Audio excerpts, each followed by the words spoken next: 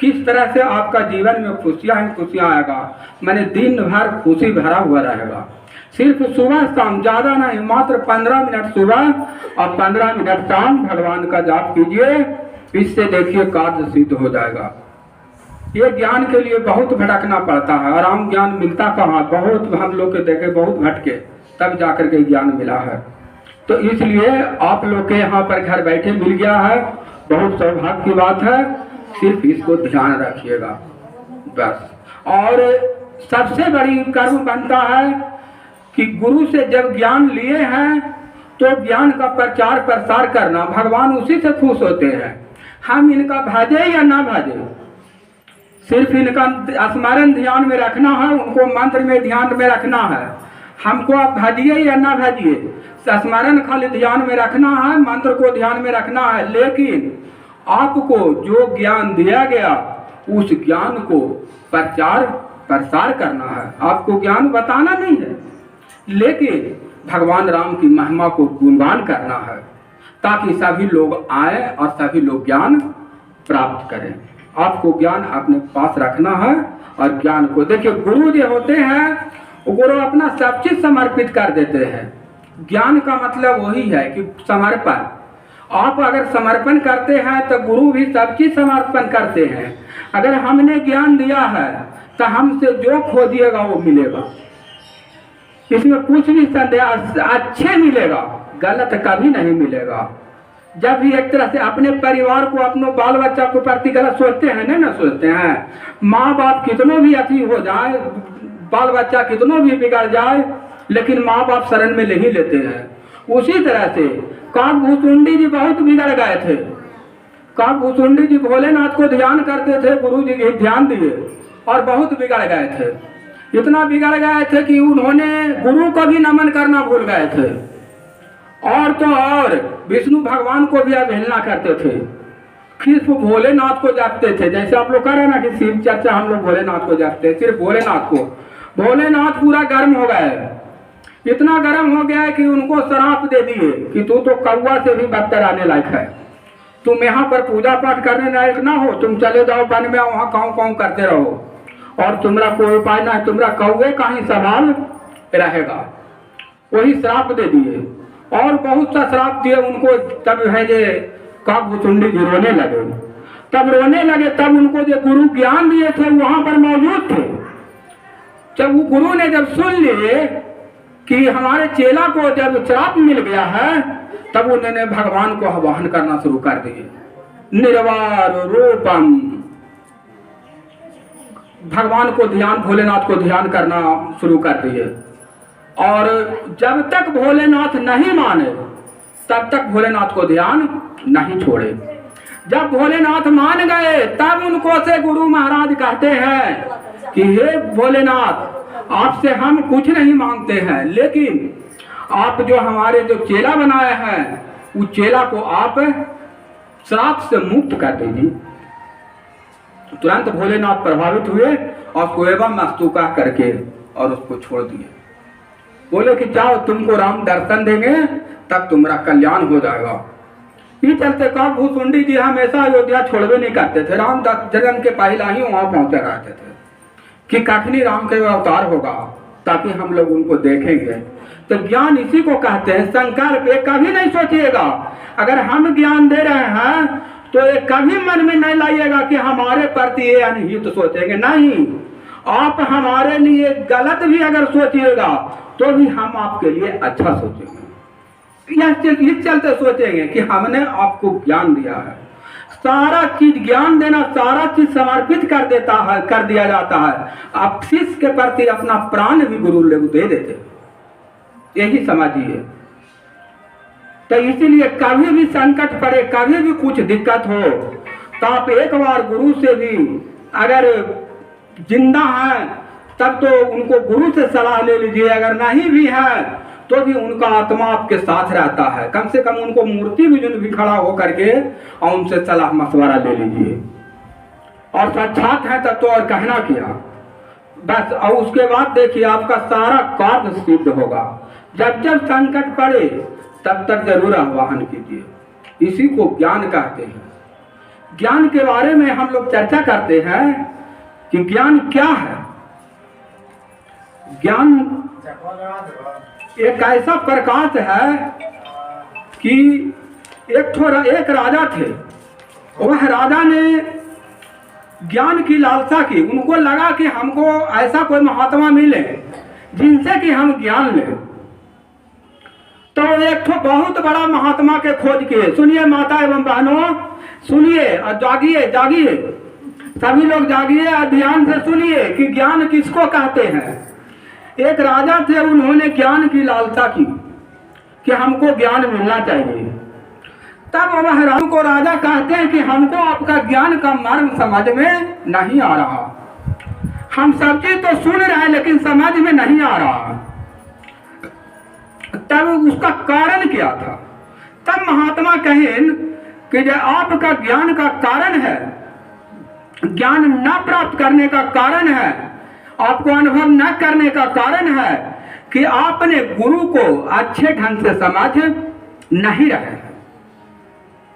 आप गुरु को मान प्रतिष्ठा नहीं दे रहे हैं जो मिलना चाहिए। गुरु जी बैठते थे नीचे और राजा थे वो बैठते थे सिंहासन पर। तब राजा जब सिंहासन पर बैठेंगे और गुरु होकर के जब नीचे बैठेंगे तो फिर उनको ज्ञान का अनुभव कैसे हो पाएगा?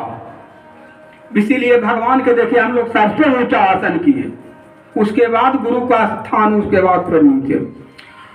तो ही तब वो कहेंगे कि जब आप सिंहासन पर से नीचे अगर बैठिएगा, हम गुरु का ऊंचा स्थान दीजिएगा, तब आपको समझ में आएगा। तब तुरंत वो राजा माने और गुरु का स्थान जो है ऊपर किए और अपने नीचे बैठ गए, उनको सिंहासन पर बैठा दिए। जब सिंहासन पर बैठा दिए तब उनको ज्ञान समझ में आने लगा। तब कहते हैं कि नीर की अरुणल नीर की एक गत कर दोई, अजे तो नीचे है चले ते तो ऊंचे होई।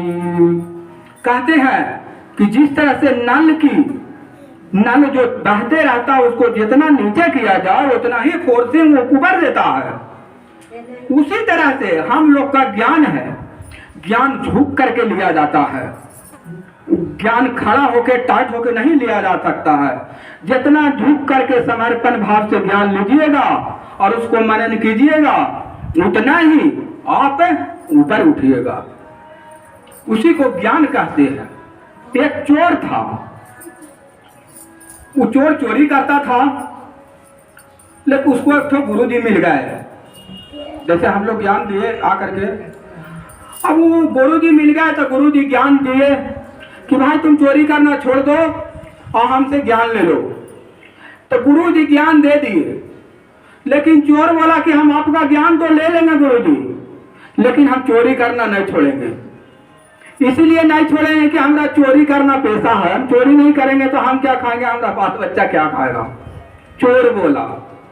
तब कहें कि अच्छा ठीक है, तुम्हारा जब पेशा है चोरी करना तो चोरी करो, लेकिन एक चीज ध्यान रखना, तुम किसी भी दूसरे बहू बेटियां का, माता बहनों का, जो भी दूसरे नारी है, दूसरे नारी को या किसी भी नारी को तुम माता बहन समझना।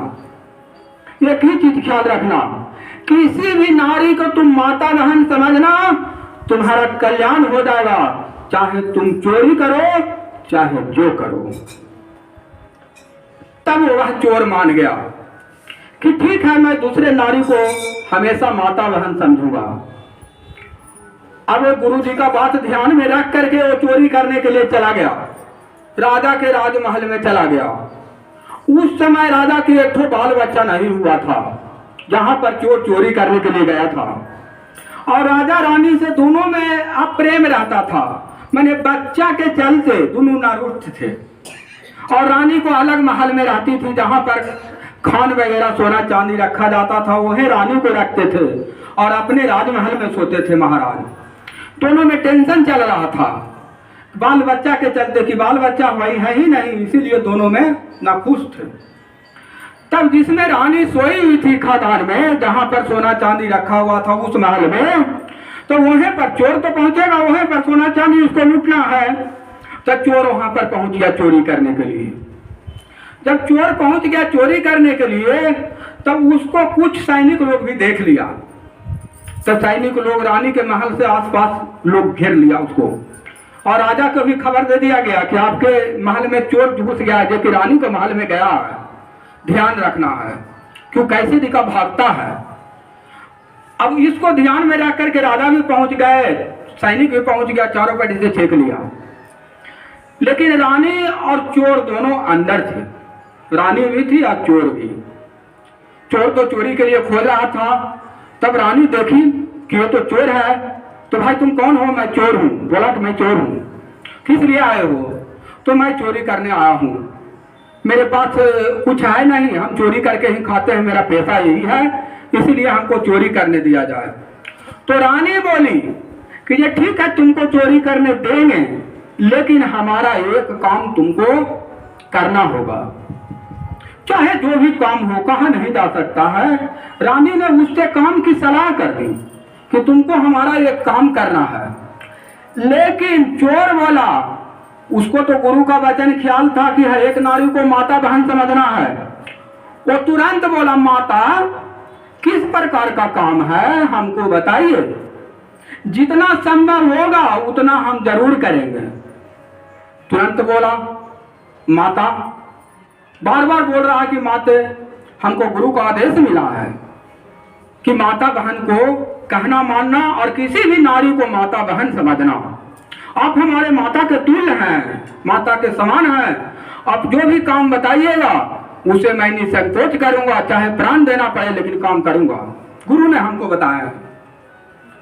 अब ये चीज राजा भी सुन रहे थे, सैनिक भी सुन रहा था और रानी भी सुन रही थी, वहीं पर थी। राजा भी आसपास से छेके हुए थे ना। जब बात चल रहा था तो राजा पूछे भाई सैनिक से कि क्या क्या चल रहा है बात, सुन लीजिए महाराज। चोर कह रहा है कि माँ मुझे जो आज्ञा दीजिए वो मैं करूंगा, माँ कह रही है। अब राजा सुन करके बहुत प्रभावित हुए कि भाई ये तो बहुत अच्छा व्यक्ति है, इसीलिए उसको तुरंत बुलाए, उसको सम्मान से पकड़े चारों पट्टी से कि भागे नहीं, और उसको पकड़ करके राजमहल में लाए। रानियां आई, सभी लोग दरबार में आए और कहें कि भाई तुम इतना सज्जन व्यक्ति हो, फिर भी चोरी तुम क्यों करते हो? हर एक नारी को तुम माता समझते हो और फिर भी तो चोरी तुम क्यों करते हो? तो बोला कि महाराज हमारे पास वही पैसे है, मैं कमाता नहीं हूँ, चाहे जो कहिए मुझसे काम नहीं होता है, मैं चोरी करता हूँ, लेकिन हमारे गुरु जी सिखाए हैं कि हर एक नारी को माता बहन समझना और उनको आज्ञा का आदेश मानना। वही चीज मैंने मान रहा था और वही चीज कर रहा था। तब राजा रानी सभी लोग प्रभावित हुए, पूरा दरबार प्रभावित हुआ। राजा ने घोषणा कर दी कि हमारा पुत्र नहीं है, ये भी लड़का है, ये तो हमारे पुत्र के समान है। जब हमारी पत्नी को माँ कह रहा है तो हमको भी हम बाप कहेगा, पिता कहेगा, इससे बड़का और कुछ क्या हो सकता है। इसीलिए उस चोर को उत्तराधिकारी बना दिए। उत्तराधिकारी उसी को कहते हैं अपना पुत्र, बिहार उसको राजगद्दी मिल जाएगा। सोचिए राजकुमार बन गया एक राजा का, कल होकर के वो राजमहल संभालेगा। तो गुरु का ज्ञान, यहाँ पर गुरु का ज्ञान प्रभावित हुआ कि गुरु ने जो बता दिए कि हर एक नारी को माता बहन समझना, और उसी के अनुकूल वह कार्य किया, और उसके चलते चोर को राजगद्दी भी मिल गया और दूसरा राजा रानी को पुत्र भी मिल गया। दोनों का कल्याण हो गया। राजा रानी में टेंशन जो बन रहा था वो टेंशन अब बिल्कुल खत्म हो गया। सोचिए, गुरु को इसी को कहते हैं गुरु ज्ञान। एक ज्ञान भी अगर सही से पालन किया जाए तो जीवन धन्य हो जाता है। बोलिए श्यावर रामचंद्र भगवान की जय।